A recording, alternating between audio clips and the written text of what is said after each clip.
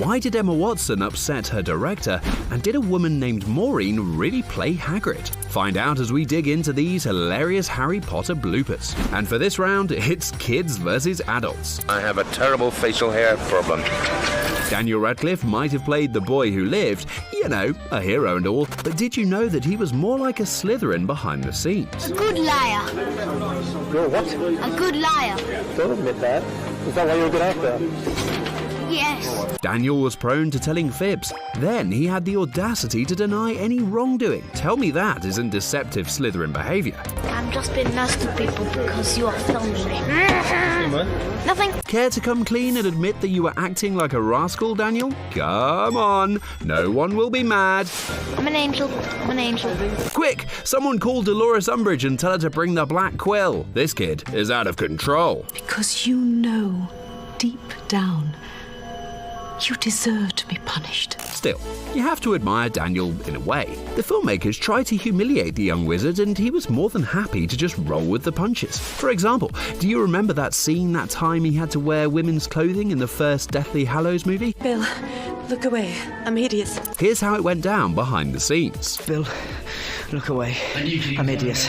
Actually, that scene might have given young Daniel an ego. That was one of the things I was delighted about, was how good I looked in Fleur's costume. I look fantastic in women's clothing. And I was like, yeah, man, I look good. I look a rock star. So I was quite pleased. It wasn't all fun and games on Harry Potter, though. Much like Hermione, Emma Watson was always taking tests. And let's just say they weren't a hoot like the OWL exams. I'm having a teeth test. What test? Teeth test. Teeth test. Okay, Emma, you know the drill. Get it? Drill? Because dentists have drills? Never mind. Just take the test again. Teeth test. Teeth test. It seems that Emma passed the teeth test with flying colours, but did she receive a plaque as a reward? Of course, Emma probably wanted nice teeth so she could smile at her favourite hunky boy. Emma was head over heels in love with Tom Felton back in the day, but that didn't stop her from slapping him, and he was more than happy to return the favour. Come to think of it, kids slapping each other was just a part of everyday life on the Harry Potter set. So maybe Tom and Emma just succumbed to peer pressure in order to be part of the cool gang.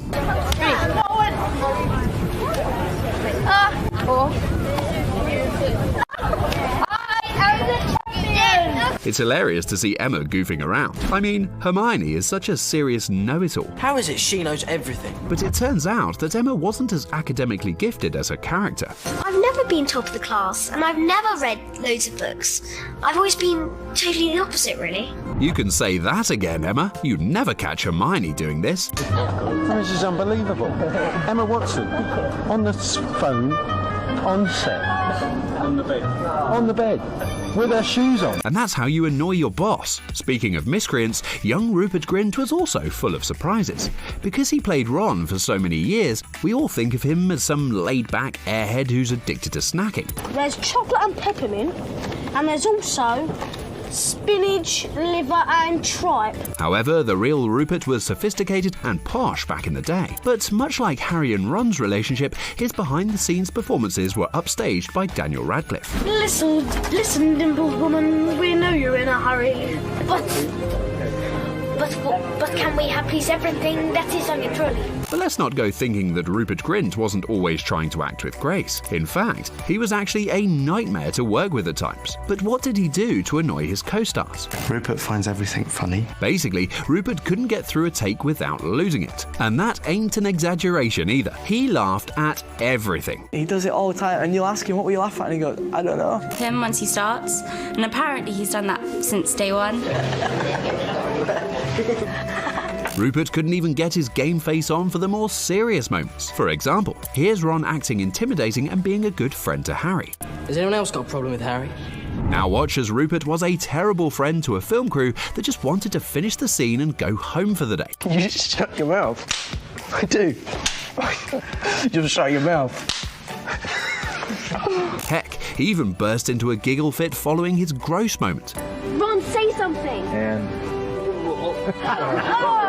At the end of the day, the kids were alright. Unfortunately, some of the adults had to deal with personal issues. And this brings us to the story of the bearded lady. In a surprising turn of events, a woman who looked exactly like Hagrid showed up to the Harry Potter set and opened up about the problems she'd been having with hair growth. My name's Maureen, and I have a terrible facial hair problem.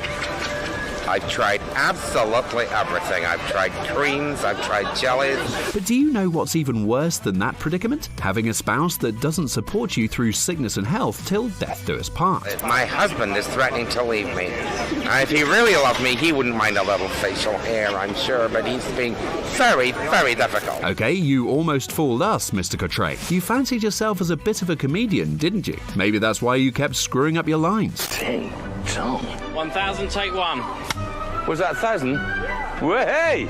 Do I smell champagne? Irate. Still, when it came to adults acting like adolescent pranksters, you won't find any who are more mischievous than the dastardly duo of Alan Rickman and Michael Gambon. They even brought their own fart machine to the Prisoner of Azkaban set, and they let that bad boy rip. In our dreams, we enter completely our own world.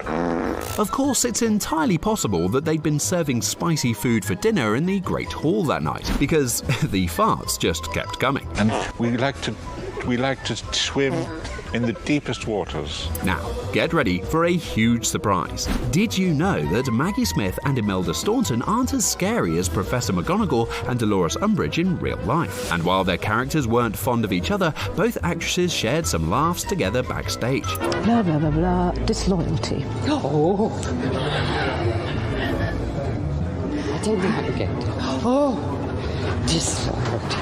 If only Maggie had as much fun working with Rupert Grint. She was tasked with helping the young actor find his footing for the Yule Ball scene in The Goblet of Fire, and he definitely didn't make life easy for the veteran actress. I had to try to teach Rupert to dance the other day. That was pretty strenuous. However, it wasn't all bad for Maggie. She got to dance with the dashing Michael Gambon, but the pleasure was all his. And at one point I had to lift her up high like that and she slides back down. That's one of my favourite bits. How adorable. It almost makes you wish that Professor McGonagall and Dumbledore entered Dancing with the Stars. Unfortunately, they weren't the best dancers in the wizarding world. No, sir. That honour goes to Mark Williams and Julie Walters, aka Arthur and Molly Weasley. Check out these sweet moves and tell me they aren't hip and trendy. We were there, kid. First time. So, what have we learned from this lesson, people? Well, I think it's fair to say that the adults of Harry Potter were just as immature as the kids. But we wouldn't have it any other way. If you want to see more misbehaviour from the Hogwarts gang, be sure to check out our video on the most hilarious behind-the-scenes pranks. Or maybe you want to see how some of the franchise's funniest bloopers compare to the actual scenes. If that's the case, we have you covered. Thanks for watching, and be